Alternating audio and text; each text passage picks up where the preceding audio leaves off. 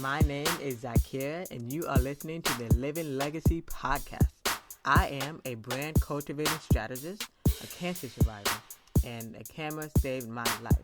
In this podcast, we'll be sharing stories of the very connections that I have as a professional photographer, featuring women that I admire. And lo and behold, you never know, I may interview some of my favorite men. In this podcast, you will learn about professionalism, you'll learn about business, you'll learn about travel, not just to any of the popular places in France, but even African travel. I have traveled to 10 countries so far, and now it's my turn to teach you and inspire you to step outside of your comfort zone. Today's episode is all about my morning routine. They say the key to success is how you start your day. I'm not quite there yet, but I'm working on a consistency. So, my day always starts off with prayer and gratitude. Some mornings I wake up, I know exactly where I am, and I'm glad to have been able to open my eyes and see. Because I know it's in the back of my mind that there will be a day where I will not be able to open my eyes and see. Sometimes it's scary if I happen to have, because I am a cancer survivor of retinoblastoma, which is a rare eye cancer. I may happen to wake up with too much mucus in my eyes, which will cause my eyelids to almost glue shut. So it needs a little moisture from my eye or even water if I go wash my face in order to no longer glue shut. So I'm always grateful to be able to see, to be able to have a sense of where I am. Of course, if I'm so tired, there will be days where I have no idea. I have to think, okay, what day is it? Where am I? Okay, I'm alive. As a Muslim, one of the most important things is praying. And there's actually we're supposed to pray 5 times a day, and it's literally almost the equivalent of your lunch schedule, your food eating schedule. So there's morning, technically right before sunset. There's one that you can do that's optional right after sunset. So no matter what time I wake up, because unfortunately it's not always consistent, because I also have PCOS, which is an autoimmune disease, and sometimes it affects my sleep schedule. Sometimes I sleep harder than other days. Sometimes I sleep longer than other days. But no matter what time I do wake up, I always pray. And the way that we pray almost similarly resembles yoga. So that's, my meditation, my way of starting off with meditation in the morning. And I definitely at least try to wash my face. If I didn't do it the night before, I would definitely do it in the morning. I know how sometimes pillowcases and hair oils and dust or whatever can just kind of get onto your face at night, especially the more fidgety you are at night. So I try to always wash my face. I wash my face with Dr. Bonner because my skin is very sensitive. But for the most part, my body has a natural alarm clock. How are you liking the Living Legacy podcast so far? What had been your favorite episode? Leave us a review on Apple Podcasts, iTunes, Google Play, or Stitcher. You can also leave us a message at 615-475-5705, and your message just may be featured on the next episode. Unless I know it's a day that I do have to go to work during the day with my part-time job, because most of the time I work at night. But sometimes I will, fill in for someone and have to go, during the day. So for the most part, I don't have an alarm that goes off. I let my body have a natural alarm clock. But sometimes my body knows if I plan my day out the night before, my body will know that I have an appointment, so I have to get up. I'm not as active, but what I do try to do is eat. I never skip breakfast. I never skip breakfast at all. If I'm really not in the mood for eating, I will at least try to have tea, heat up some tea in my electric kettle, and have some kind of bread. I try to avoid eating white bread, but sometimes that's all we have in the household. So I'll have bread or I'll have cereal, cold cereal, hot cereal. I love to have smoothies and juice, but I also don't really like to have noise in the morning, So if I wanted a smoothie but I didn't make it the night before, oh well, because I'm not trying to create noise. Well, one, for me, but 2 for my husband if he's just about to go to sleep. Sometimes I do try to get up around the time that my husband finally settles in from work because he works at night. But even that varies. That depends on my bedtime. That depends on my stress levels. Also, I just can't necessarily stand the noise of a juicer or a blender in the morning.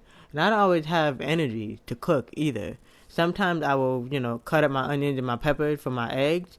But other times I'm just putting the eggs or the egg whites in the pan and eating it. So I never skip breakfast, but sometimes I just don't want to do the whole shebang.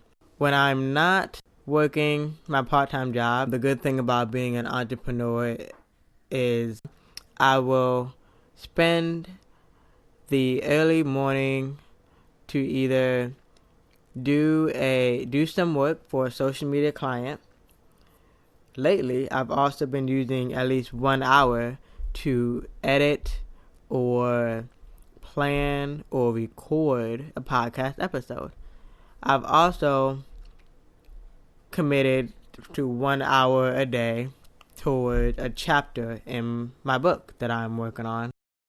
The 1 hour, that one creative hour that I have varies depending on my creative juices, if they're flowing, if I'm feeling creative, if I'm feeling good, and then if I'm not. Sometimes I would just need to write out how I'm feeling. If I'm feeling anxious, if I'm feeling stressed or upset or mad, sometimes I'll just use that hour to just journal. But no matter what, at one point I was managing 5 social media clients at one time. So no matter what, there's always going to be at least one creative hour. I used to split it up between 1 hour per client, and that became the most efficient for me.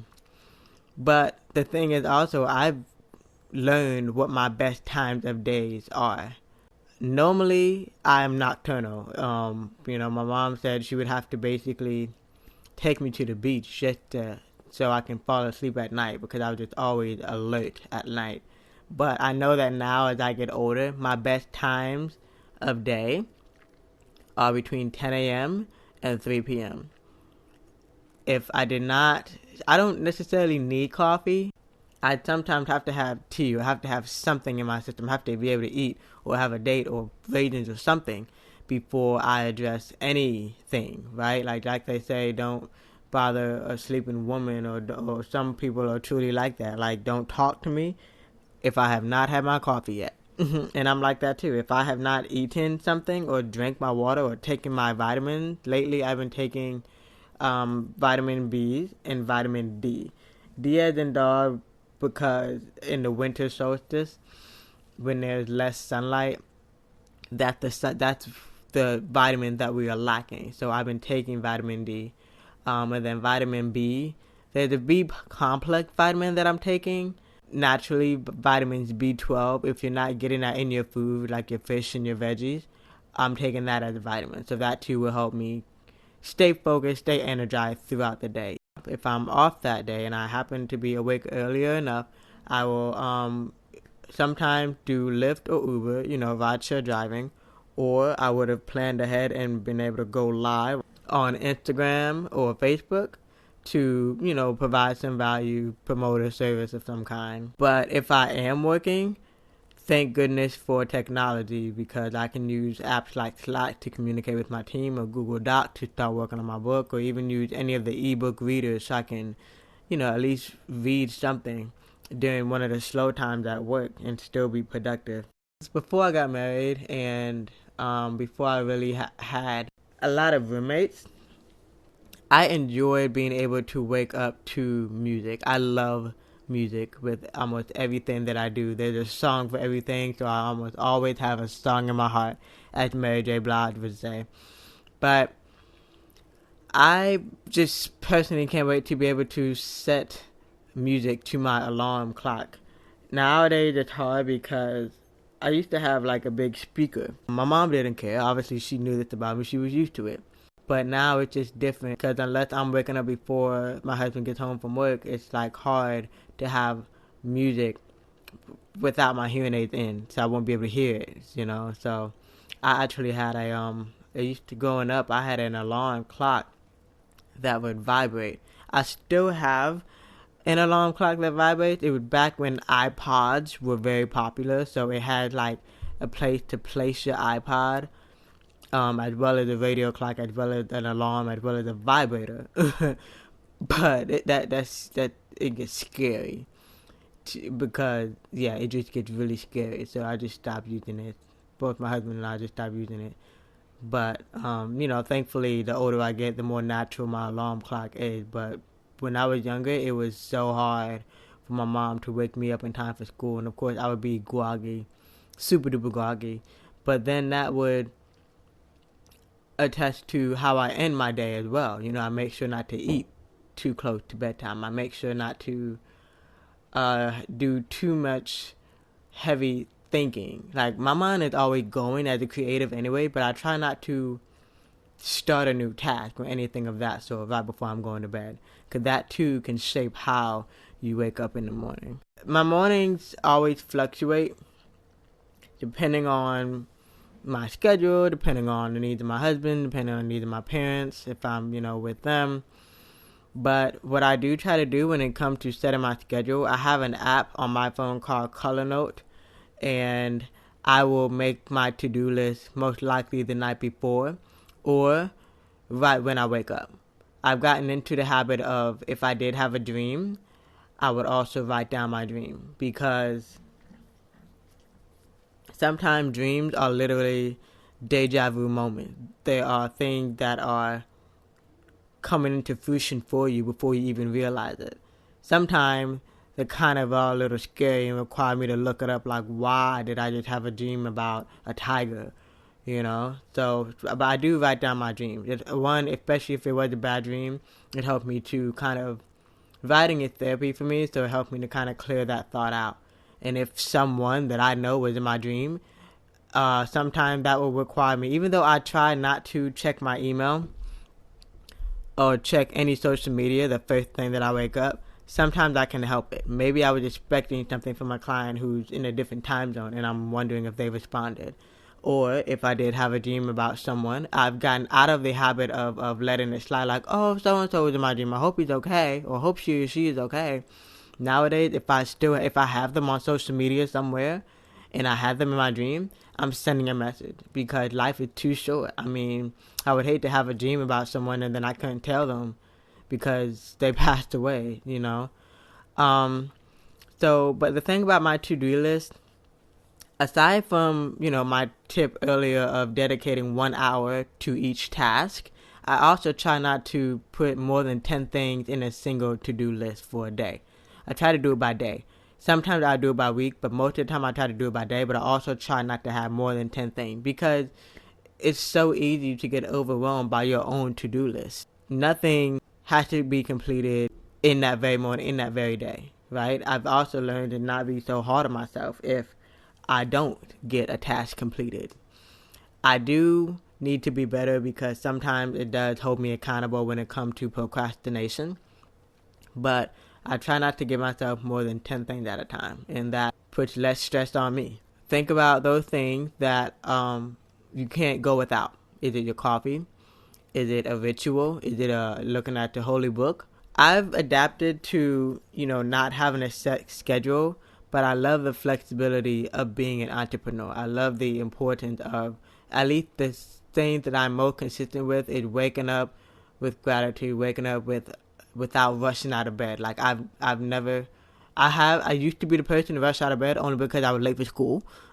But once those days passed, I've stopped rushing out of bed, because I'm just more antsy when I rush out of bed. So if I'm awake, I will lay in bed however long it takes until I'm actually awake. Of course, plans will go awry, but I always have a plan for the day, but always have a sense of gratitude and a sense of where you are. I feel like that's, for me, until I can really become more consistent and have that set schedule. As a creative and as a Sagittarius, it's always going to change, but those are the top 3 things. Thank you for listening to the Living Legacy podcast. Any suggestions you have, any topics you want to discuss in this podcast, send me an email. You can visit zakirnayar.com. Leave a comment, and also be sure to share and subscribe and download this podcast.